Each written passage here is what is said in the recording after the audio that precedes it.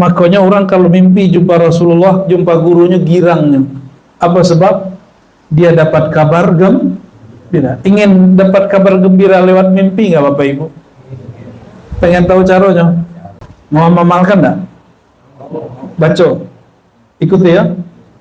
Untuk teman-teman yang menonton kajian ini, jangan lupa bersalawat kepada Nabi kita Rasulullah Muhammad sallallahu alaihi wasallam. Allahumma salli ala Muhammad wa ala ali Muhammad. Sallallahu ala Muhammad sallallahu alaihi wasallam. Tidaklah sanggup menampung, bukan menampung aku di situ, menampung nama aku, makrifat terhadap namaku, langit dan bumi. Itu maksud ayat aradnal amanah, kami tawarkan amanat mengenal nama aku kepada langit dan bumi. Fa'abaina ayyahmilna, tapi mereka enggan semua. Jadi kalau ada turun kalimah melatuh kurang lebih. Kalau turun kalimah ke kalbu, paling terlanjutnya pada doanya Allah. Beliau menditusnya, aku beliau pakar juga. Beliau orang Syatarijo, Syatari masuk mudanya, Asaliyah pakai, kemudian ujung Naqsyabandiyah sama Nia.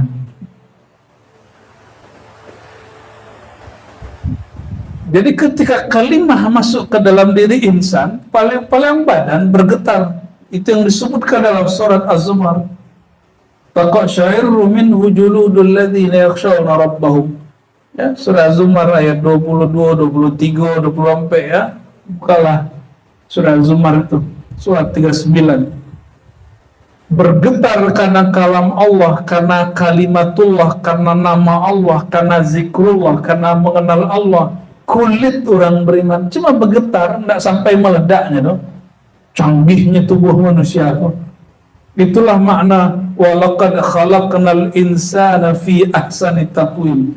Manusia itu susunan struktur dirinya itu secanggih-canggih struktur. Lebih hebat dari semua robot, semua pesawat, semua yang ada di alam semesta. Sampai kini ada teknologi menciptakan rambut ledo, menciptakan gigi ledo yang bisa tumbuh. Tak ada gigi palsu tidak, tapi gigi asli bisa tak? Jenggot ada pelindung tempel, tapi yang asli tumbuh tidak bisa. Diciptakan teknologi ditanam tidak bisa tumbuh. Mesti diambil yang asli dari ciptaan Allah Subhanahu wa Ta'ala. Betul-betul canggih. Jadi satu helai rambut, satu tetes darah, satu sel dalam tubuh itu sangat. Di situ struktur nama Allah terpancar dalam diri manusia. Kenapa tubuh kita nggak hancur diberi kalimatullah? Sebab nama Allah dipasangkan di dalam tubuh itu. Dan semuanya bermuara pada Ka'bahnya badan, bernama qalbu, jantung. Maka berkalamlah para ulama, Bakok di Madinah, lahirnya di Makkah. Ternyata diungkap dalam beberapa kitab ilmu hakikat. Nabi SAW tubuhnya diambil, ya, Nabi Adam itu sampai turunannya diambil tanahnya dari bahan tanah terbaik di Mekah dan tanah terbaik di Madinah. Maka berpulangnya di Madinah. Itu rahasia diungkap oleh para ulama. Ya, Imam An-Nabahani membahas itu.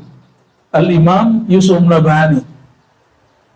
Yusuf Nabahani itu guru dari ulama dari Piyaman, tapi dia lahir di Mekah. Namanya Syekh Muhammad Yasin pula namanya. Muhammad Yasin Al-Fadani. Beliau punya guru namanya Syekh Yusuf An-Nabahani Al-Lubnani. Syekh Yusuf An-Nabahani itu menulis kitab Al-Anwar Al-Muhammadiyah. Salah satu yang dia bahas bab itu, bakok tubuh Nabi dikubur di Madinah, lahirnya di Mekah. Itulah rahasionya. Kalau orang suku Tengah tuh mungkinnya dulu tubuhnya diambil dari tanah sengketa kali ya. Nauzubillah, subhanallah. Nabi SAW dikubur jasadnya di Madinah, rohnya masih hidup enggak?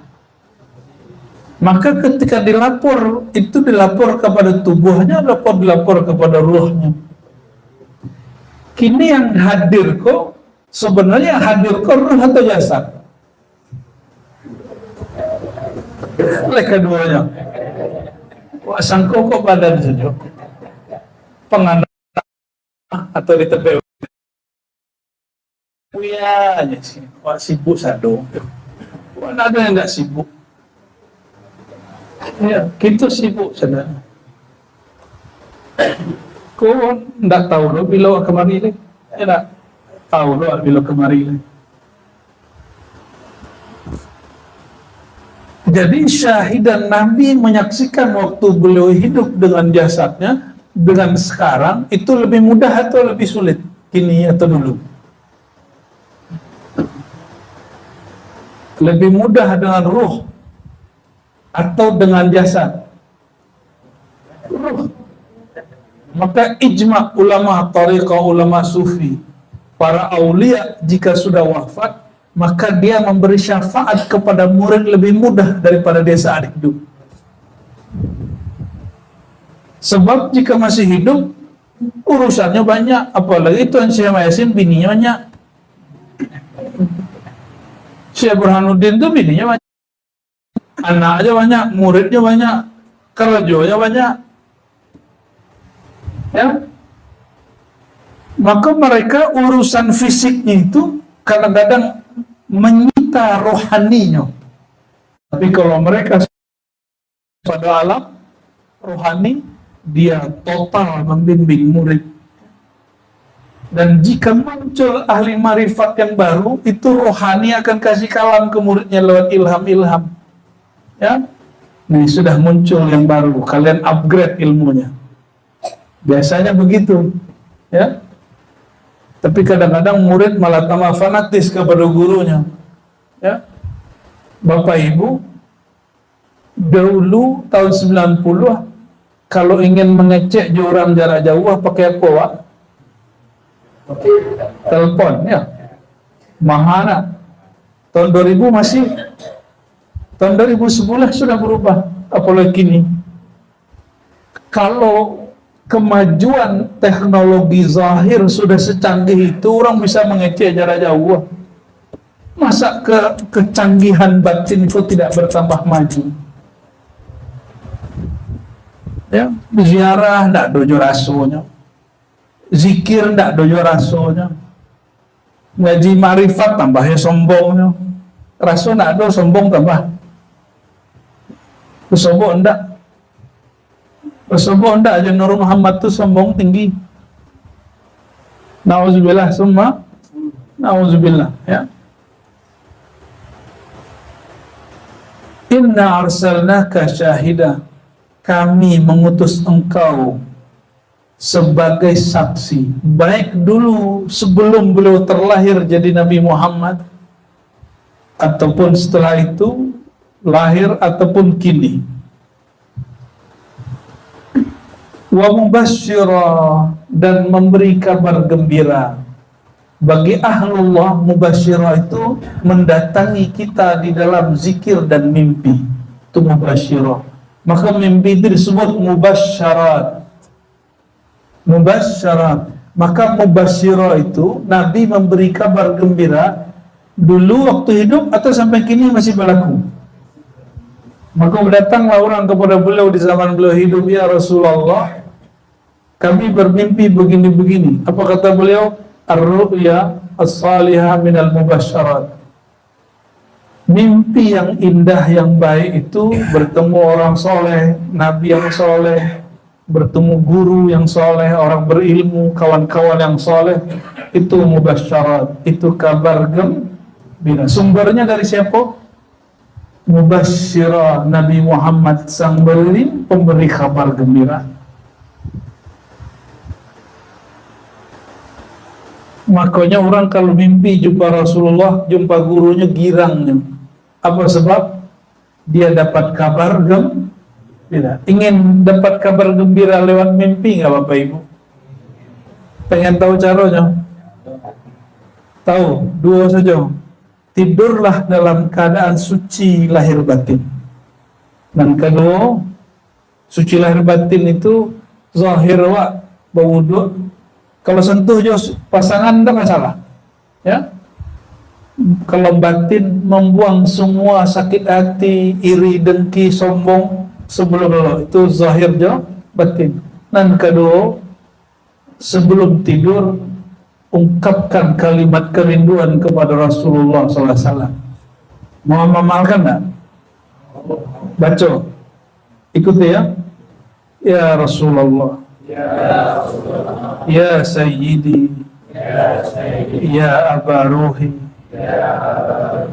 inni uhibbuka ya Rasulullah. Itu bahasa Arabnya. Bahasa Indonesia lah nak sawaknya. Wahai kekasih Allah, aku cinta kepada engkau, aku rindu kepada engkau. Bola rasa itu lalu. Insya Allah satu saat, di saat yang kita tidak tahu, Allah menghadirkan sang pemberi kabar gembira. Rindu bertambah rindu, ketemu dengan yang dirindui. Insya Allah diberi Allah rasa rindu yang tak akan habis. Ya, itu amalan sebelum tidur. Karena malam nanti ya, wudu dulu, boleh buang sadu penyakit hati. Sakit hati wak tadi siang dilapih sakit hati itu. Sebab Rasulullah itu tidak penyakit hati. Kalau orang penyakit hati tidak bisa bersebut ya Rasulullah. Orang yang suka mendendam tidak diizinkan jumpa Rasulullah SAW. Dikalamkan di hati, wahai hatiku yang sakit, wahai hatiku yang mendendam, lepaskan semua dendam engkau. Ia sakit, ia sakit. Adakah yang lebih sakit daripada orang yang datang ke negeri Taif, elok-eloknya datang, tapi dilempar dengan, bukan hanya dengan batu, dihina dengan kotoran onta, kotoran domba. Itu kalau kita Bapak Ibu disakiti hati orang, datang malaikat, oh itu angku disakiti orang mah, angku oleh Allah, angku orang setari, zikir angku mustajab. Bah kira-kira itu cilakonya lah orang tuh nya malaikat. Ambo yakin 1001% Bapak Ibu hancur seorang tuh. Ya enggak? Maka banyak orang bakalan kurang bohong ya. Orang kalau ada menyakiti aku, pasti 3 harinya mati. Pasti 3 harinya cilaka. Berbangganya ada orang cilaka. Itu bukan kekasih Allah. Itu orang yang ego. Itu orang yang sombong. Hati-hati. Ya. Kalau ada orang menyakiti aku, pasti cilaka. Ada nggak orang gitu nak? Banyak yang datang ke Brahmo, banyak pamer-pamer kesaktiannya, Pak. Ya. Rasulullah ketika disakiti apa jawabannya?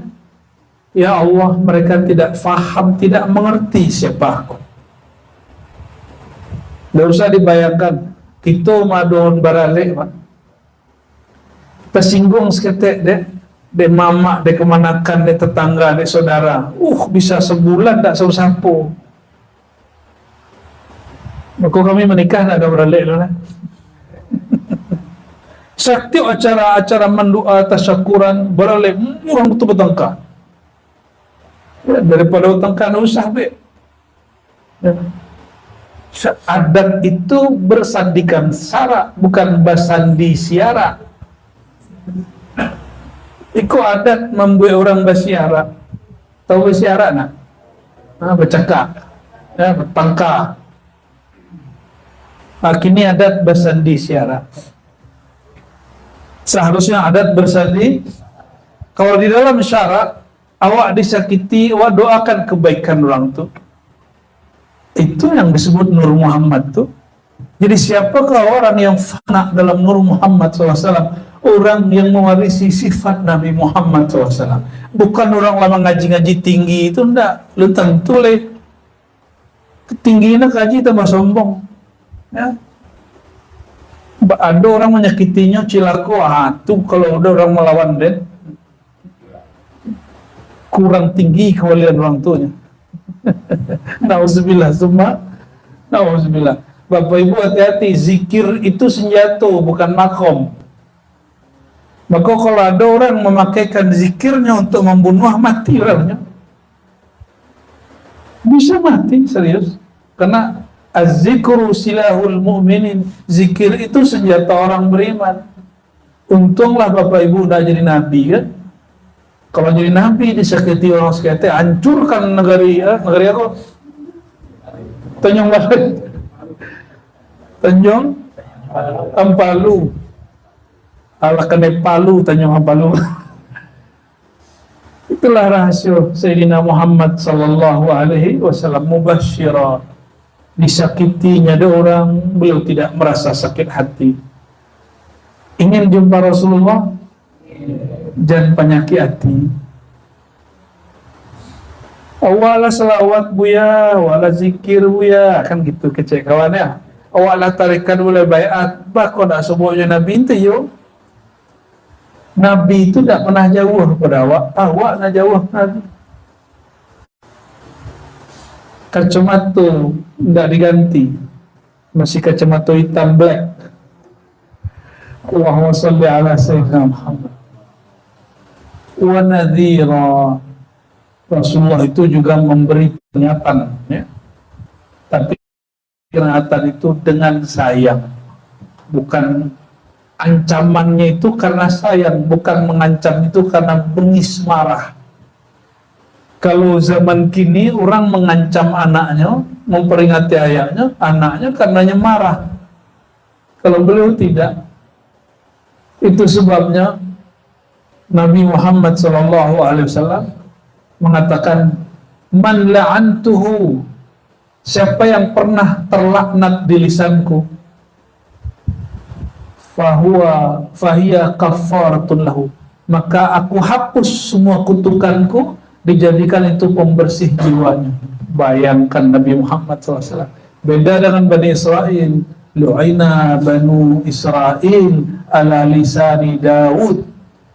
Ya. Kalau Bani Israel sudah terlaknat kena lisan Nabi Daud, doa Nabi Daud, dan sampai gini nggak dicabut.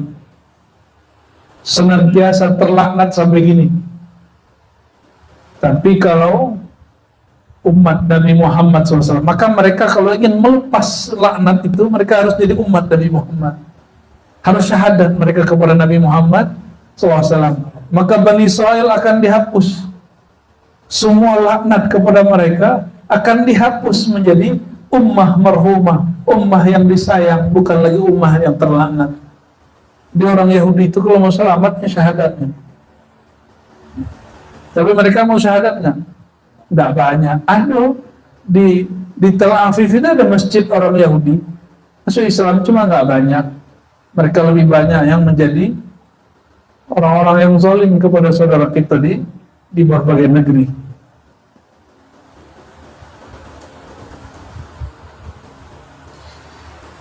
Kemudian di ayat ke-40, tadi 45, sekarang 46 ya, salah nomor itu tadi. Wada'iyan ilallah, tugas Sayyidina Muhammad SAW, da'iyan ilallah, da'i kepada Allah. Jadi da'i itu artinya apa da'i? Orang yang menyeru, mengajak ilallah kepada Allah, bukan kepada memviralkan dirinya, memasyhurkan dirinya, bukan.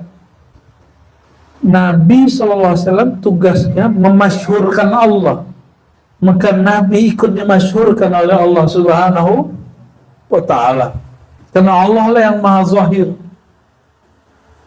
Wa da'iyan ilallah biizni, kiranya da'i ilallah kau ada dua. da'i ilallah biiznih dan da'i ilallah bi ghairi iznih. Dai yang dapat izin, dai yang tidak diizinkan oleh Allah. Siapakah da'iyan ilallah biiznih? Kalau minta izin, baca lo minta izin. Jumpa dengan yang memberi izin, diberikan tanda oleh yang memberi izin, atau dikirimkan tanda oleh yang memberi izin. Nabi Muhammad SAW jumpa dengan Allah yang beri izin dan diberi tanda bahwa ia diizinkan oleh Allah Subhanahu wa Ta'ala. Nah, Bapak Ibu yang makan Allah, jadi kalau ingin kita menjadi da'i, jadilah da'i pewaris Nabi. Ambo bertanya, negeri tadi Tanjung Apalu. Kalau kita ke Tanjung Apalu dari Payakumbuh, tak tahu jo jalan seorang atau ajak orang yang tahu. Ya, kenapa? Awak ke Padang, ya, awak tak tahu Padang yang mako kira itu Padang Sedempuan. Ya, cek ke utara, cek ke barat. Ya. Bah kira-kira, kami pernah begitu dulu. Dan awak menyewa angkot ingin ke Kampung Baduy di Banten. Kecek sopirnya, awak tahu Baduy itu. Naiklah kami. Angkot tuh Masya Allah harusnya sampai 1 jam, 5 jam kami belum sampai lagi. Lebih lo bensin kawan. Lah mendorong pula kami. Aduh lo penumpang mendorong. Itulah kisahnya tuh. Akhir kami tanya, abang, jadi abang ngerti nggak ini? Enggak bang, aslinya aku nggak tahu bang katanya. Cuma karena kebutuhan hidup bang katanya. Assalamualaikum sudah. Akhirnya kita hubungi yang lain. Jadi kalau tidak tahu jalan ke bersampai, akhirnya orang tuh mengajak kepada. Jadi syarat da'i ilallah, syaratnya bermakrifat, mengenal Allah. Mengaji diri harus tahu dengan diri. Mengaji zikir harus pernah menempuh jalan zikir. Pakai GPS nama tak tahu, salah juga. Sebanyak aku suruh Syekh Muhammad Yasin namanya mah, yang sezaman dengan Syekh Muhammad Yasin itu ada Syekh Muhammad Yasin di setuju nama Muhammad Yasin itu tarekat coba lain. Wah itu mengerikan itu Bapak Ibu. Kami datang pertama kali itu segitiga bermuda dijemurkan di situ di negeri adat yang bersandi syarat. Nah, menghina seorang wali Allah penjuang di zaman itu, celana dalam dijemur di kuburan wali Pak. Kalau beraka aja, kok kubur, ndak mestinya kubur wali do, anggaplah kubur orang biasa, pantas ndak? Dan itu melintang Pak, Masya Allah. Adat Basandi Syarat. Kilonya itu lagu-lagu lama. Kami sedih dengan itu. Ya? Kira-kira yung naik aja emosi aja Pak. Tekan aja tuh naik aja emosi wa. Tapi marah emosiku bukan emosi kebencian, bukan sedih. Apa yang kurang? Apa yang salah nih? Kok kubur wali jadikan tempat bukan baju biasa Pak, khusus celana dalam, khusus celana dalam. Ya Allah, ya Allah, ya Allah. Ya, ayahanda kami almarhum nggak pernah ziarah itu marah, sekali itu marah beliau. Allahumma firlahu warhamhu wa'afihi wa'afanhu. Jadi kalau ingin menjadi dai kepada Allah, mesti tahu jalan kepada Allah. Tahunya jalan ke Tanjung Apalu, tapi tidak tahu jalan berubang. Di buku halaman itu ada tulisan, selamat datang di negeri wisata, negeri 1000 lubang. Ya. Manalah pemerintah selama kini ya? Sebanyak aku kekayaan Sumatera Barat, lah 30 tahun jalan tuh lubang orang. Aku lah negeri besandi siara, kena. Manalah kerja gubernur kok? Hah? Sampailah ke gubernur tuh. Nah, usah pilih-pilih.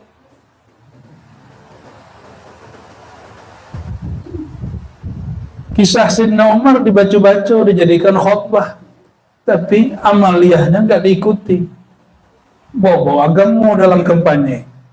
Paling murah namanya jual agama kalau namanya. Kalau orang Minang kau paling gampang lah tersentuh dengan kalimat Allahu Akbar, langsung terbakar. Ya.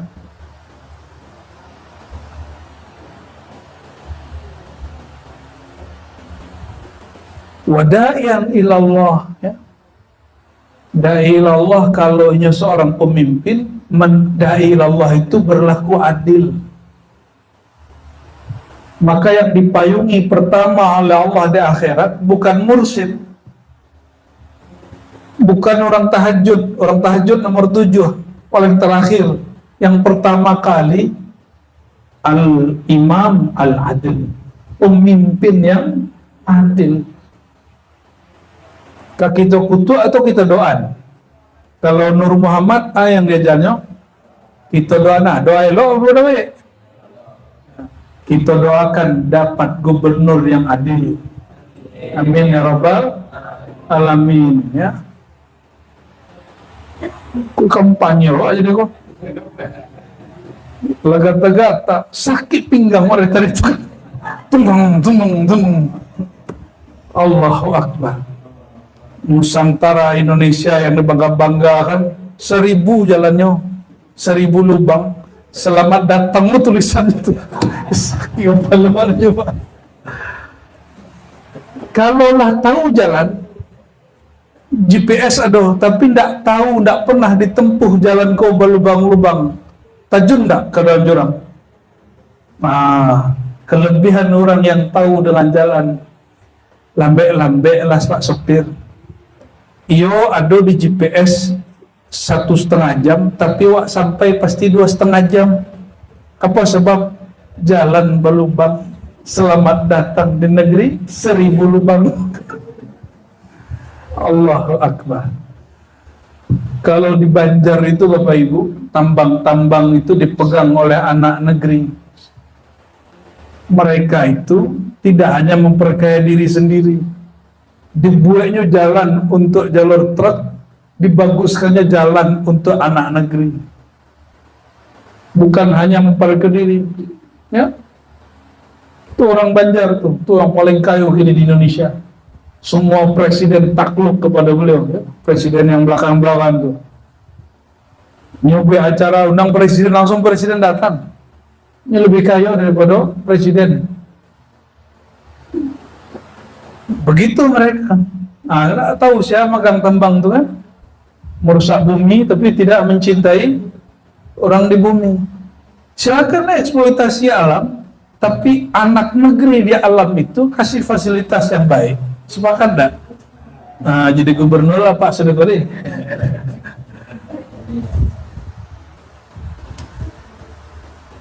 Kalau hendak menempuh jalan, berjalanlah dengan orang yang tahu jalan. Maka disebut mursyid thariqah. Mereka itu bukan hanya tahu jalan melalui kitab. Di kitab disebutkan zikir pertama iko, zikir kedua iko, kaji kedua, ketiga sampai usul kepada Allah. Tapi yang disebut mursyid itu dia sudah menempuh jalan itu. Zikir ini yang dialami, ini yang akan dirasakan. Ini godaan pada murid. Disinilah murid dapat tergelincir, disinilah murid diberi berkah oleh Allah. Tapi murid tidak boleh berhenti, terus tahunya jalan. Ya, oleh karenanya Bapak Ibu jangan sampai ngaji marifat sendiri. Apa kata Sayyidina Muhammad SAW? Alaikum bil jamaah. Hendaklah kalian jaga sikap berjamaah. Orang berjamaah itu satu komando. Ya, al-arwah junudun mujannadah. Semua ruh itu mesti ada yang mengomandainya. Ruh berpenyakit, ketuanya orang paling banyak penyakitnya. Ruh yang durhaka, ketuanya orang yang paling banyak durhaka. Ruh yang bercahaya dengan nama Allah, ruh yang bercahaya dengan ma'rifatullah, ruh yang bercahaya dengan kerinduannya kepada Rasulullah SAW pun yang akan memimpinnya. Ruh yang paling rindu, paling ma'rifat kepada Allah dan Rasulullah Sallallahu Alaihi Wasallam. Kalau dalam dunia militer, komandannya memberikan instruksi, semuanya patuh kan? Kalau nggak patuh, dapat sanksi atau memang bukan bagian daripada anggota. Nyusup, ketahuan menyusup. Maka saudara-saudariku, da'ian ilallah, syarat jadi da'i bukan sekedar pintar berceramah. Tolong ya. Kini anak-anak baru bisa ikut kursus ceramah ya. Dulu kalau dimasuk KT itu ada namanya kamci ya. Akhirnya anak 9 tahun ceramah, anak 13 tahun ceramah, dikira jadi da'i itu cukup ceramah-ceramah. Bukan. Da'i ilallah itu syaratnya biizni, izin daripada Allah itu melalui Sayyidina Rasulullah SAW. Karena Rasulullah secara zahir kita tidak tampak bagi orang yang tidak berkasyaf oleh Allah, maka izinnya diwariskan kepada pewarisnya, para sahabat, para tabiin, lanjut kepada ulama-ulama kini. Maka jadi da'i itu ada ijazahnya, jadi mursyid itu ada ijazah, ada izin dari guru. Berfatwa ada izin dari guru, bukan serban yang tebal, bukan kopiah yang gagah, bukan pakai-pakai ridak begini. Enggak, bukan itu masalahnya. Adakah izin dari Allah Subhanahu wa ta'ala? Kalau memboleh bisa dipahami, nah, insya Allah itu bukti kita dapat izin. Kata Ibnu Athaillah, ciri engkau diizinkan Allah, kalammu dipahami. Walaupun kaji, tidak kaji biasa misalnya, kaji merempet seketika pada bab hakikat, tapi dapat dipahami. Alhamdulillah. Wasirajam munira. Dan Nabi Muhammad SAW itu sebagai siraj. Apa arti siraj? Sirajan, ruangan kini terang karena lampu atau matahari? Kini gua ruangan awak kini karena lampu atau matahari? Coba matiin lampu santa, coba matiin santa, lihat tarangan nak tuh, masih tarangan? Berarti yang menerangi ruangan awak kini. Nah, matahari itu cahayanya disebut siraj. Maka Nabi itu dalam bahasa lama disebut pelita. Siraj itu terjemahannya kalau matahari terbit jam 6, terbenam kira-kira pun jam 6. Kalau Nabi SAW, sekali Allah ciptakan dia terbit, dan selama-lamanya dia terang. Itulah kalam Ibnu Athaillah Sakandari. Kalau matahari pelita zahir dia terbit dan terbenam di waktunya, tapi pelita hati tidak pernah terbenam. Makanya dalam syair-syair, kasidah-kasidah maulid ada kalimat anta misbahus suduri, engkaulah lampu lentera dadaku. Jadi hati itu kalau lagi galau, Bapak Ibu baca saja itu, wahai Rasulullah misbahus suduri, yang menerangi lampu daripada dadaku. Baca 2 kali 3 kali baca Fatihah, ya, hatinya nanti akan lapang. Ya, obat galau, obat teronjong, masih galau teronjong. Iya, Ustaz. Munira, yang memancarkan cahaya. Dan itu berlaku dari awal dicipta sampai kini. Sallallahu alaihi wasallam. Nah, ini namanya nama-nama Rasul. Jadi nama beliau An-Nabi, Syahid, Mubashir, Nazir, Da'i, Siraj, Munirah. Berapa nama itu? 7. Ku namu perangkat Nabi Muhammad sallallahu alaihi wasallam.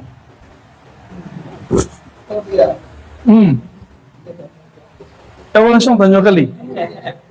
Lah kata jawab dan bawa. Ah tuh.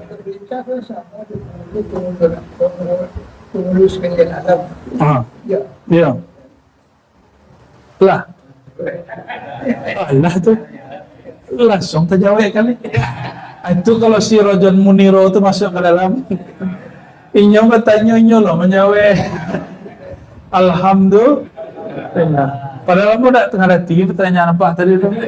Pas apa menjawab sendiri, jadi aku nggak hati pertanyaannya. Iya. Langsung ada yang pertanyaan. Ada pertanyaan nggak? Ada usah nggak? Nah, aku tanya, itu beliau tanya lah. Assalamualaikum.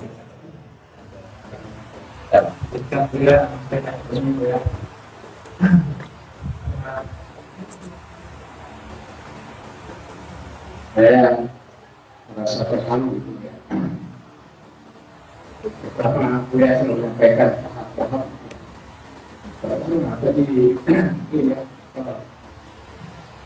ibu konfirmasi gitu ya. Yang hadis Jibril, hadis itu kayak pertanyaan Jibril kepada Nabi Muhammad Sallallahu alaihi wasallam. Pertama, pertanyaannya tentang Islam, dijawab. Kedua, imam jawab. Ketiga, masalah hisab. Kemudian terakhir, saat imam itu tidak dijawab, tapi ada tanda-tanda. Pertanyaan saya dua, Islam itu banyak keterangan gue sebagai pusat. Nah, itu naik ke imam hakikat apa namanya ini yang pemahaman yang mendalam. Di atas itu lagi ihsan.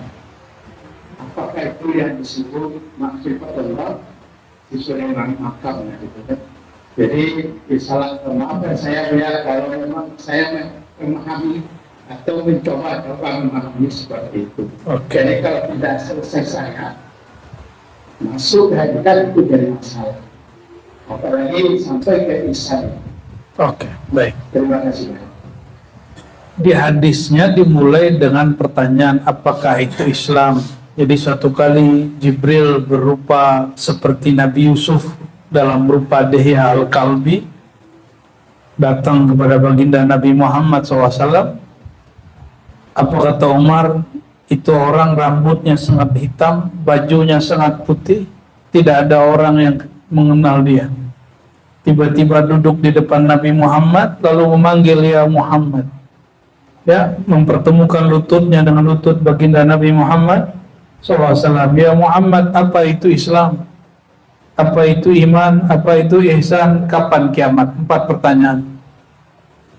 Lalu dijawab oleh Nabi Muhammad SAW dengan pertanyaan yang kita sebut hari ini rukun Islam, rukun iman, ihsan, dan hari kiamat. Pertanyaannya, apakah dimulai dari syariat dulu? Atau dimulai dari mana dulu gitu ya? Mungkin maksud pertanyaannya, tapi tolong perhatikan. Nabi awal diutus mengajak sholat atau mengajak mengenal yang disembah? 13 tahun di Mekah, Nabi mengajarkan sholat 5 waktu atau mengajarkan Qul huwallahu ahad?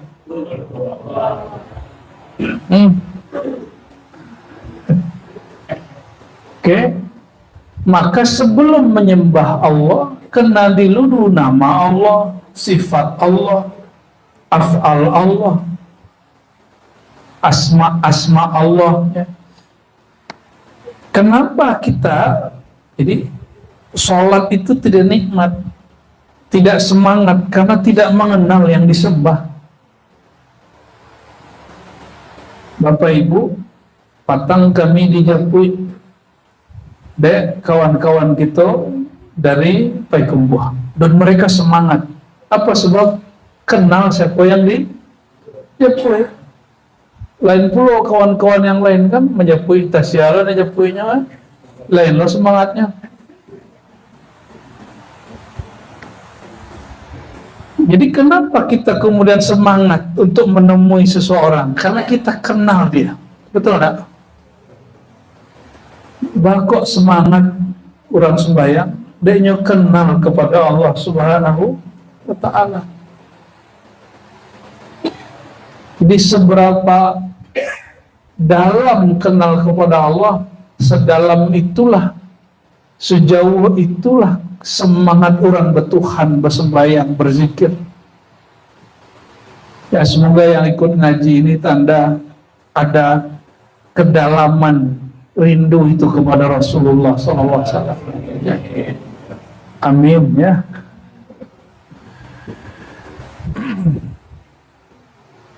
Kata jawab. Jadi dulu makrifat atau dulu syariat? Syariat, tarekat, hakikat, makrifat. Ilmu iman itu ilmu hakikat. Orang di hakikat belum selesai, mesti nyampe ke makrifat. Makrifat itu isinya adab.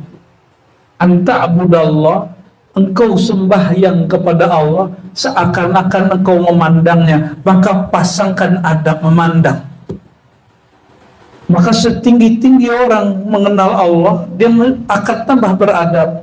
Dan orang ahli adab tidak mungkin mengingkari salah satu perintah Allah sembahyang, nggak mungkin. Kalau ada seorang tidak sholat, selama tidak mengingkari kewajiban sholat, kita masih husnuzon, berbaik sangka kepadanya. Tapi kalau hanya mengatakan mengalah sembahyang itu ada Allah dalam diri dan, nah itu salah hakikat. Tidak sampai ke makrifat loh. Makrifatnya belum makrifat, makrifatnya baru di pangkah hakikat. Maka pertanyaan awal tadi apa? Di dalam diri itu Allah atau rasa bertuhan kepada Allah? Ya, rasa itu yang ada dalam diri. Kalau Allah malah pantas diri yang hina kok menjadi tampik Tuhan. Pantas nak? Tidak pantas. Maka diri yang hina kok kalau ingin mulia, jadikan dia tempat mengenal Allah. Tadi kalimatnya qalbul mu'min baitullah. Qalbu orang beriman rumah Allah. Rumah Allah itu Allah tinggal di situ atau memupuk rasa bertuhan di situ. Memupuk rasa Tuhan itu. Masjidil Haram itu baitullah bukan? Apakah Allah di situ? Oh, menyembah Ka'bah. Ada yang menyembah Ka'bah? Musyrik itu. Ka'bah itu hanya lambang pemersatu sholat, lambang pemersatu umat. Jadi kalau kiblat itu menghadap, berarti menghadap itu belum tentu menyembah. Yang menyembah itu ruku dan sujudnya. Kalau ada yang berniat sujud kepada Ka'bah, musyrik. Kalau Ka'bah dulu kecil, oleh Sayyidina Umar dipugar sampai gini, pugarnya nggak selesai. Apa artinya? Bukan itu tempat Allah tinggal, tapi Baitullah artinya tempat memupuk rasa bertuhan kepada Allah SWT. Rasa bertuhan itu rasa kehambaan. Semakin kita kenal kepada orang gaya, semakin merasa ada di anak. Merasa diri anak si fulan, maka kita berbakti kepada orang tua. Semakin kenal anak itu hakikat dirinya dan hakikat orang tuanya, ya semakin hormat kepada orang tuanya. Semakin kenal diri seorang hamba, dirinya adalah hamba, dirinya diciptakan oleh Allah, dirinya dihembuskan ruhnya oleh Allah, semakin dia merasa berhutang banyak kepada Allah Subhanahu wa Ta'ala. Bapak Ibu, Kenapa menangis kalau ingat ayah ibu? Karena merasa berhutang, benar? Karena berhutang budi kepada ayah ibu. Dan hutang budi itu, orang tua itu diwasiatkan oleh Allah, wa wasainal insana biwalidayhi ihsana. Jadi sumber utang itu bukan orang tua. Yang mewasiatkan kepada orang tua untuk menjaga anak itu adalah Allah. Diberilah orang tua itu fasilitas oleh Allah. Maka sebenarnya kita berhutang kepada orang tua atau kepada Allah. Tapi karena orang tua itu wasiatnya Allah, kita menghormati orang tua. Orang tua rohani siapa? Rasulullah SAW. Kalau sudah faham kita anak-anak rohani Rasulullah SAW, maka kerinduan kepada orang tua rohani itu tambah besar. Bersalawat itu pasti rindu, ya. Maka kita akan mengabdikan sebagian besar diri kita untuk Nabi Muhammad SAW. Itu yang disebut ma'rifat. Pak siapa tadi Pak? Pak Sony? Hah? Mayon? Unik lo nama orang lama.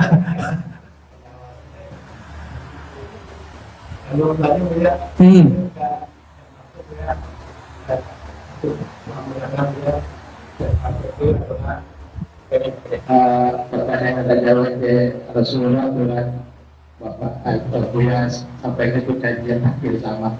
Mungkin ada kata-kata itu ya, Buya bisa berikan. Itulah banyak kajinya di online. Nah, nanti buka aja, ada orang kajian Imam Mahdi, kajian hadis Sunan Abu Daud. Jadi kajian tentang akhir zaman itu tidak boleh keluar dari dua hal. Satu, hadis Nabi. Yang kedua, ilham Rabbani yang turun kepada wali. Tapi karena kita kemudian sulit percaya wali, tidak pakai hadis Nabi. Dan ada 9 hadis dalam Abu Daud tentang sosok Al-Mahdi. Ya, itu lafaz yang luar biasa. Nanti silakan disimak ulang balik. Ya. Wa ulang ulisiko bisa selesai lagi. Wah tuh, ya?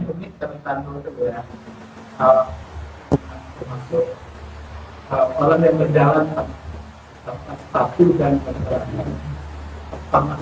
Itu cuma ungkapan-ungkapan majazi. Orang kampung masuk ke gedung. Kini masuk ke gedung itu mesti jadi pejabat nak.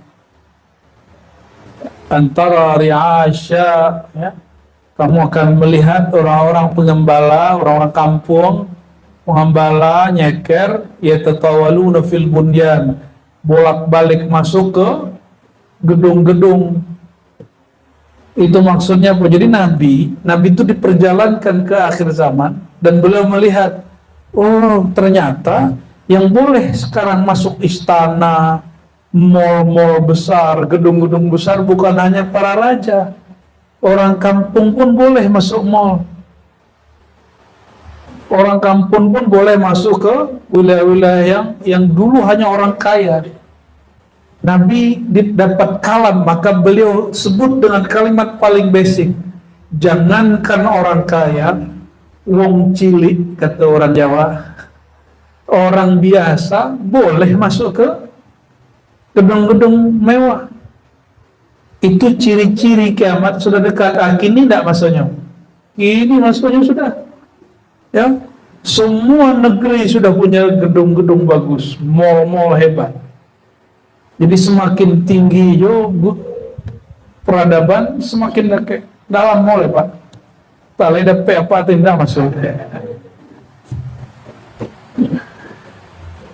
Itu maknanya masih banyak. Setiap kalimat itu ada makna-makna tertentu. Sudah, Pak? Ya, oleh. Kelas tamadol hari. Kami jalan sedikit oleh. Ambo sembahyang jamak, Pak. Jadi tidak ikut sembahyang diskon lah. Ya, apa tanya Pak? Alah, Lun. Telah cukup. Asbul yamin, asabul yumna.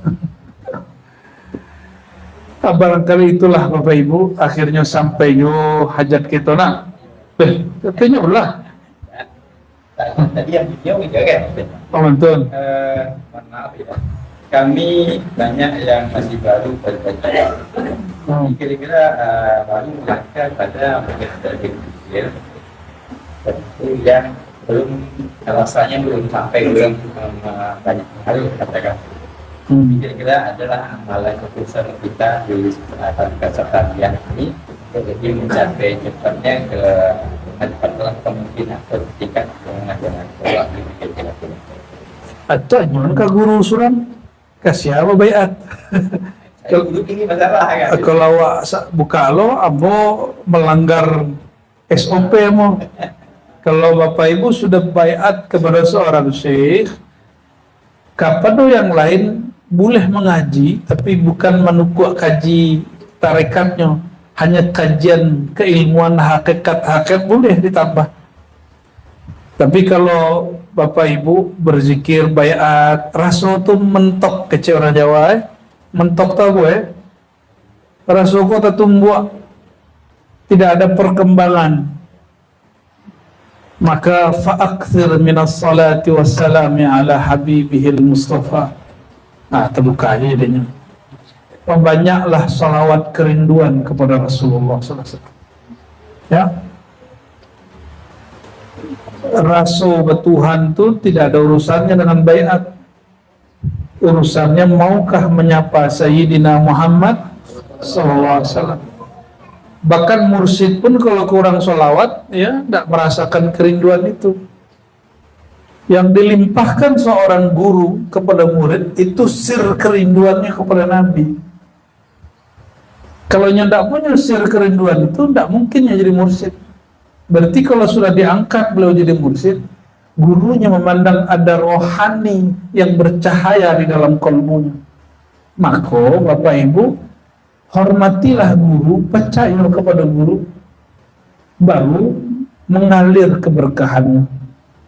Ya, kalau tidak hormat kepada guru, tidak percaya, tidak trust kepada guru, apa yang akan mengalir? Apalagi nanti kalau kejadian, nah guru itu banyak salahnya. Nampaknya salah guru ini hati-hati Pak. Selama si murid masih memandang guru itu beraib, ada juga kekurangannya, itu si murid tidak akan merasakan manisnya ilmu guru. Guru itu tidak masuk, tapi syarat seorang murid ayu azima syekhahu, itu sepakat ahli tafsir, ahli hadis, ahli fikih, ahli tarekat, ijma, mentakzimi gurunya. Dengan segala kekurangan guru itu kita takzimi. Asbab apa? Sir di dalam dirinya bukan sir yang kurang itu, tapi sir Nabi Muhammad SAW. Masih ingat nggak di film-film kolosal itu kalau ada utusan bawa surat dari kaisar, ketika dibaca semua orang tunduk nggak? Bukan tunduk kepada si yang bawa, tapi tunduk kepada pengirim surat. Kalau tidak bisa menghormati guru, zahirnya hormatilah sir yang Allah titipkan kepada guru, yaitu sir ilmu mengenal Nabi Allah, mengenal Allah Subhanahu wa Ta'ala. Salah mau nampak juga kesalahan guru, tidak akan bisa menikmati ma'rifatullah. Buya itu ya hebat, tapi batapi juga guru itu. Atau canggihnya orang di negari adat bahasa Nisara. Mohon maaf Pak, mau kol labarala mau berguru di Minangkabau. Setiap bersobok jo murid lalam mula tulaskan tahunnya bersobok. Selalu itu katanya. Syekh itu mau sahibul karomah, tapi ya. Lah jalan lo gitu ke negara lain, ke Lombok, ke Maluku, ke Sulawesi. Hampir semua yang membuat si murid tidak usul kepada Allah karena bergurunya bertapi. Gurunya masih pakai tapi, ya sudah, itulah jatahku. Tapi itu, yang tapi sampai ya nggak bisa katakan, paham? Ya, itu yang dari luar secara ngaji adab. Kalau untuk ketarikotan ambil kepada guru. Ya, bantulah kalau ada masalah ini tinggalnya surang. Bantulah guru itu. Tinggal seguru tuh. Ya, ada masalah hukum guru carikan pengacara. Ada masalah rezeki guru carikan nyawiti. Ya. Kok surang lu carikan bini. Ya. Kau nak berumahnya buen rumah. Indak bersuraunya buen surau. Indak berpitinya. Yang penting beliau nyaman mengajar sir ma'rifah tuh. Maka orang-orang itu disebut khadam-khadam Rasulullah melalui gurunya. Itulah amalan Sayyidina Abu Bakar, Sayyidina Umar, Sayyidina Utsman ketika Nabi nampak adanya susah dibantunya. Nabi itu jarang memikirkan diri sendiri. Nabi itu mikirin umat.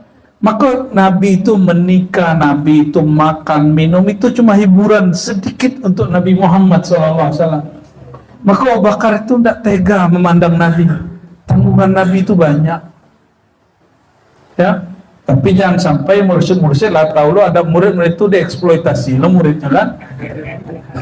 Itu kalam kami juga sama guru itu udah urusan bapak ibu itu dong. Ya, jangan lupa urus lo mursyid-mursyid itu. Yang mengurus mursyid para mursyid bukan murid. Ya.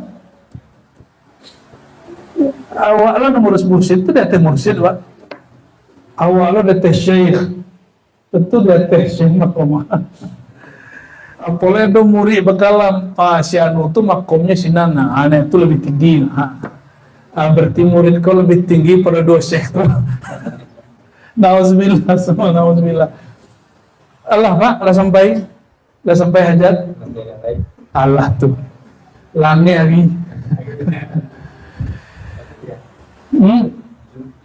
Ada banyak orang mengartikan hidup itu yang melepaskan dunia. Nah, bagaimana kejelasannya? Betul itu Pak. Melepaskan dunia dari dari tempat mengingat Allah. Tempat Allah di mana? Kolbu. Masjid surau ku pantas nggak gitu di dalamku membicarakan kredit. Makanya makruh mengumumkan barang hilang di masjid di surau. Apalagi Baitullah hakiki di dalamku. Haram hukumnya membawa nama dunia ke dalamku. Membawa oto, hutang, masalah rumah tangga. Tidak boleh. Masalah rumah tangga di kepala. Masalah dompet cuk di kepala. Di kolbu itu mengenal yang mengurusi rahmat Allah turun ke rumah tangga. Yang mengurusi, yang menurunkan rezeki sehingga masuk ke dalam dompet, ke dalam saku. Itu kolbu.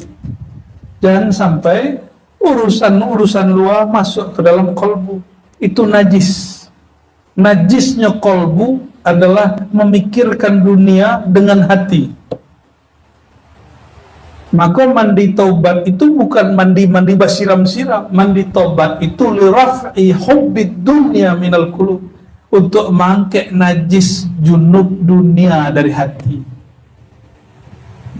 Itulah yang disebut mandi taubat. Itulah hakikat bertobat. Jadi kalau orang bertobat astagfirullah belumnya menghakikatkan, mengeluarkan kotoran-kotoran dunia dari kalbunya, belum disebut tobat. Jadi zuhud itu Pak, apa boleh punya oto ranca boleh, bini ranca boleh, rumah ranca boleh. Mereka lah apa sebab bini ranca? Boleh pakai baju ranca. Apa kata Nabi SAW? Ya, datang sahabat, wahai Rasulullah, saya suka berpakaian style bagus. Bapak jangan kira Sarawak apa kok tak bara dibandingkan sarung-sarung dijual di Jawa. Di Jawa itu ada sarung harganya 7 juta. Adu 2 juta. Adu 20 juta sarung Pak. Tabali onda apa adanya. Dan makanya kiai-kiai gus-gus habib-habib di Jawa itu bangga ke bandara pakai sarung. So sarungnya seharga koper-koper orang tuh. Dan di sisinya ya. Kalau celana paling guntiangnya 300, kainnya 50, 20 ya kan? Sampai beratus lah. Sarung mereka itu harganya standar-standar 1 juta, 2 juta. Belum lah baju kokonya, belum lo ridanya tuh, aduh. Bertanyalah sahabat ke Nabi, ya Rasulullah, bolehkah aku memakai baju-baju yang bagus, rumah yang bagus, kendaraan yang bagus? Apa kata Nabi SAW? Innallaha yuhibbu ayyara athara ni'amihi ala abdi. Hadis Imam Tirmidzi, hadis sahih. Allah senang ridha melihat sang hamba memakai fasilitas nikmatku. Maka salah satu cara bersyukur, pakailah barang bagus, hargai diri yang sudah dicipta Allah. Ya, bukan berbangga badai pakai baju ranca, menghargai tubuh yang sudah dibuat oleh Allah. Ya, bako berumah ranca, bako berkursi ranca, menghargai tubuh untuk duduk, bukan berbangga-bangga kepada makhluk. Itu yang disebut zuhud. Itulah zuhud Imam Abul Hasan Syadzili, itulah zuhud Nabi Muhammad SAW. Tapi ketikanya sampai di ladang, sampai di tepi jalan, kok ndak ada makan dalam maknya, dalam ngopi makanan. Ya, Nabi itu tidak pernah ya mencaci maki makanan. Nabi kalau ngantuk sampai di padang pasir itu lalu di teh pasir itu. Ya. Nabi gak butuh diundang Bapak Ibu. Datang kepada orang-orang.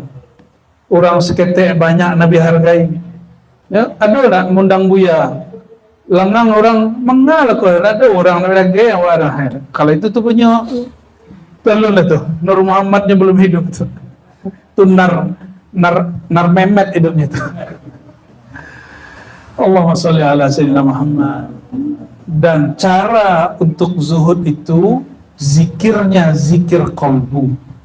Sebab cinta dunia itu di qalbu, maka ambillah ilmu zikir qalbu kepada ahlinya.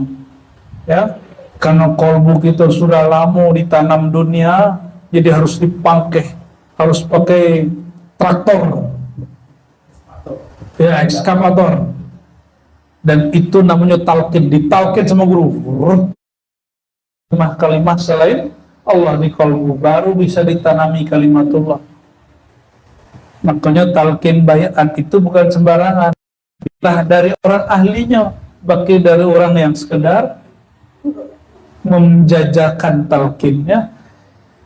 Lah tuh Pak, setengah doleh lewat hari. Barangkali itu sedikit berbagi rasa membaca ayat-ayat Allah. Kebenaran mutlak hanya milik Allah. Jika salah itu dari kami, hamba al-fakir, kita pulangkan semua kesempurnaan kepada yang maha sempurna, Allah subhanahu wa ta'ala.